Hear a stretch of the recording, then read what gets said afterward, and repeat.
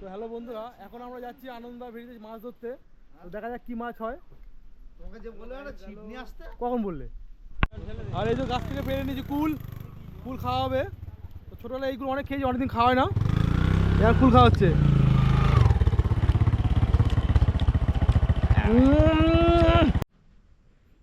এই যে আমাদের মালিক আনন্দদা মাথায় বস্তা নিয়ে যাচ্ছে।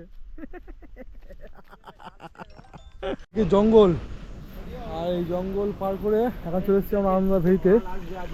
ছেলে পুলে আর এই আনন্দা ভেড়ি, এই ভেড়িতে এখন ছিপ ফেলা হবে।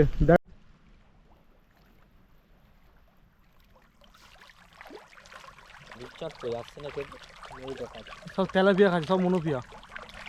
এই যে আমাদের মামা চয়ন মামা ছিপ ফেলছে।